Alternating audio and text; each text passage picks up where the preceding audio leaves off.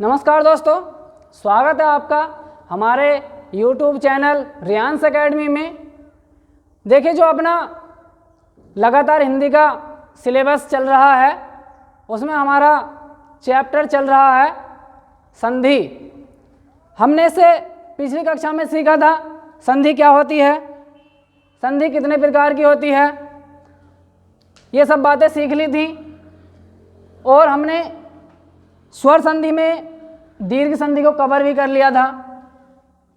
अब हमारा नेक्स्ट प्रकार है हमारा स्वर संधि का।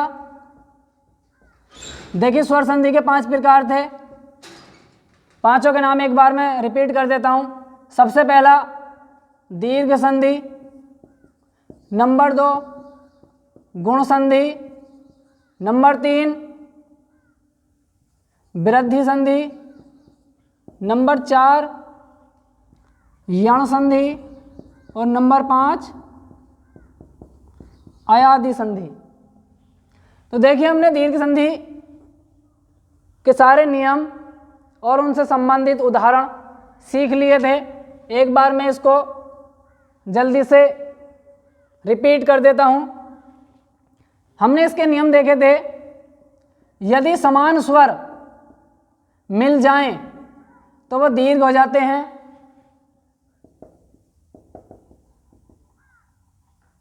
समान स्वर यदि मिल जाते हैं तो वो दीर्घ हो जाते हैं। ये हमारे 4 नियम थे। देखिए, आपने अगर हमारा वर्णमाला का अगर टॉपिक नहीं पढ़ा है तो प्लेलिस्ट में जाकर हमारा वर्णमाला का टॉपिक पढ़ सकते हैं। हमने बताया था वहाँ पर कि मूल स्वरों की संख्या 4 होती है।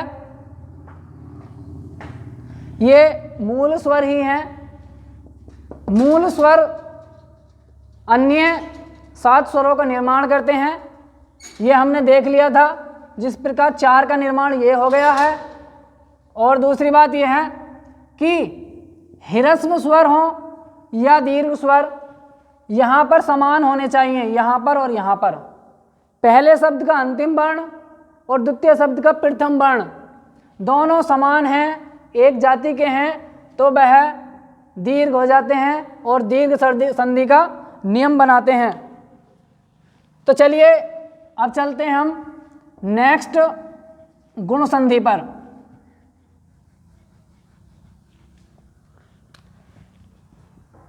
दूसरे नंबर का है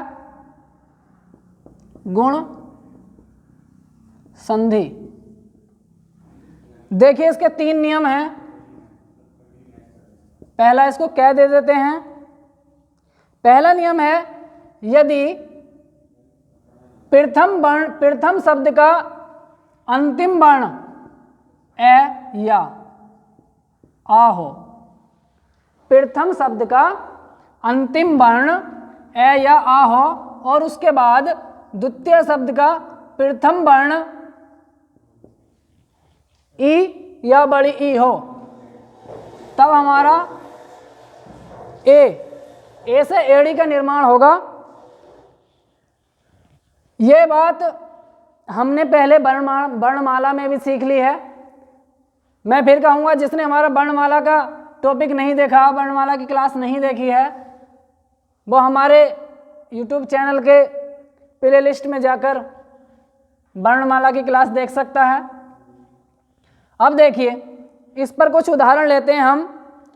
उदाहरण है हमारा नर प्लस इंद्र।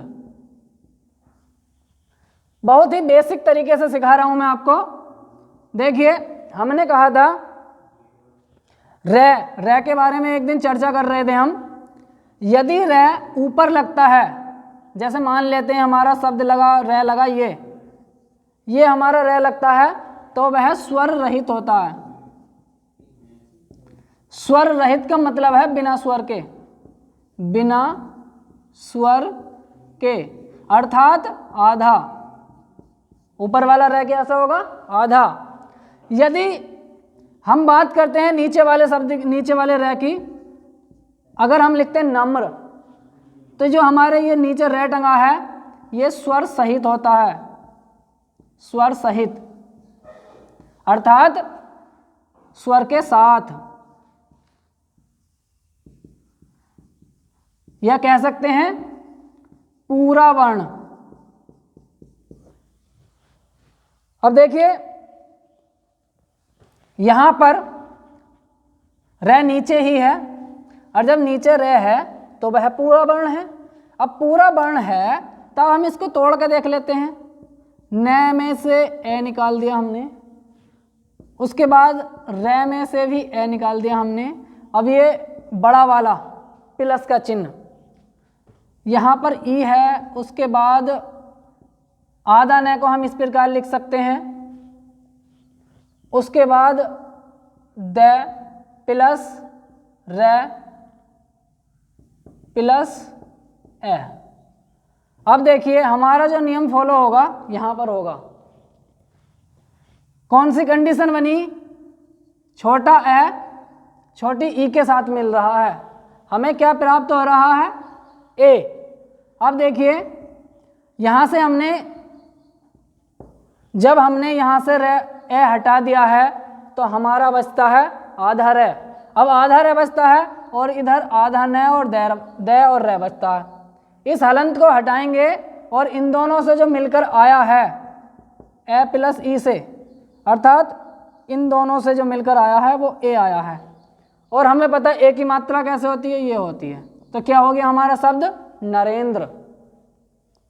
ठीक है दोस्तों, आगे इसी प्रकार के और शब्द ले लेते हैं हम। जैसे कमलेश शब्द है। अब देखिए शब्द को तोड़ना किस प्रकार चाहिए, शब्द को इस प्रकार तोड़ना चाहिए कि दोनों शब्दों का एक सही अर्थ होना चाहिए। इस शब्द को बीच में से तोड़ लें, कैसे तोड़ सकते हैं, हमें लग रहा है कमल शब्द का एक अर्थ निकलेगा। उसके बाद ईस, अगर ये टूटा हुआ है तो हमें इसको जोड़ना कैसे है, यहाँ ले में से ए निकाला, उसके बाद यहाँ से ई लिया, दोनों ने निर्माण किया एक ही मात्रा का। अब जब एक ही मात्रा का निर्माण किया तो देख लीजिए यहाँ से हमने ए निकाल रखा है, आधा ले बचा, उसके बाद यहाँ से ई हटा रखी है, वहाँ पर से बचा, लेकिन ए और ई के मिलने से क्या बना है हमारा, ए की मात्रा लगाई जाएगी इस पर। पहले वाले शब्द के अंतिम वर्ण पर ही मात्रा हटानी है और मात्रा उसी पर लगानी है। तो ये हमारा ये नियम भी हो जाता है। देखिए एक दो शब्द और बता देता हूँ, ज़्यादा शब्द बताना पॉसिबल नहीं होता। शब्द है हमारा महोदय। देखिए शब्द को हम अपने आप ही थोड़ा सा सेंस लगाना पड़ता हमें अपने दिमाग से ही कि शब्द को किस प्रकार तोड़ लें। या शब्द टूटा हुआ, टूटे हुए से समझ लें। टूटे हुए शब्द को संधि विच्छेद कहा जाता है। हमारे पास यहाँ आ मिल रहा है और यहाँ ऊ मिल रहा है, सॉरी सेकंड नियम का ये सेकंड नियम मैंने लिखा नहीं है, यहाँ लिख देता हूँ।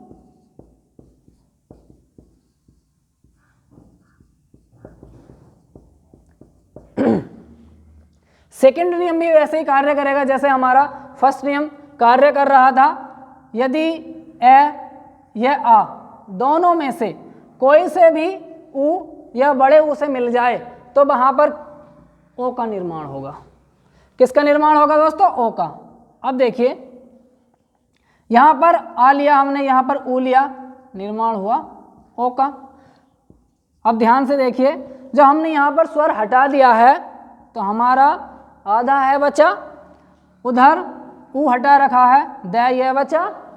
और जब ओ की मात्रा हटेगी, सॉरी लगेगी, तो ये होती है ओ की मात्रा। हमारा शब्द हो गया महोदय। फिर मैं वही कहूँगा, पहले वाले शब्द के अंतिम वर्ण पे से मात्रा हटानी है और दो वर्णों के मेल से, दो स्वरों के मेल से जो नया स्वर मिलेगा उसको हमें वहाँ पर ऐड कर देना है। एक छोटी सी बात और बतानी है आपको, ये तो सभी जानते होंगे कि सभी स्वर हमारे मात्राएं होती हैं। अगर किसी स्टूडेंट्स को ये नहीं पता कि सारे स्वरों की मात्राएं किस प्रकार लगाई जाती हैं, तो उसके लिए हम अलग से वीडियो बना देंगे। इसके लिए एक शब्द और देख लीजिए, शब्द हमारा परोपकार। परोपकार, हमें पता है शब्द को तोड़ना कैसे है। पर उपकार, पर मानी दूसरा या दूसरों का, उपकार मानी भला, इन दूसरों का भला करना परोपकार कहलाता है। उसी प्रकार यहाँ पर देखिए हमें मिला ए, क्योंकि रे नीचे वाला है और नीचे वाले रे में क्या होता है हमारा ए छुपा हुआ होता है, स्वर सहित होता है नीचे वाला रे। यहाँ पर मिला हमको ऊ, क्या बना हमारा ओ। अब देखिए इतना बचा, क्योंकि हमने स्वर निकाल रखा है, इसको हटा लो और ओ की मात्रा चढ़ा दो, और ऊ हमने यहाँ हटा रखा है, तो क्या बचा पकार, यहाँ लिख देते हैं, तो शब्द हो गया हमारा परोपकार। और देख लेते हैं एक दो शब्द।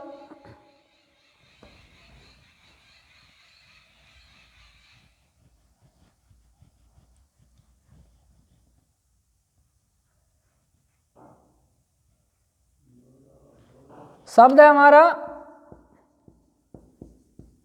सूर्योदय, तोड़ेंगे शब्द को, सूर्य प्लस उदय।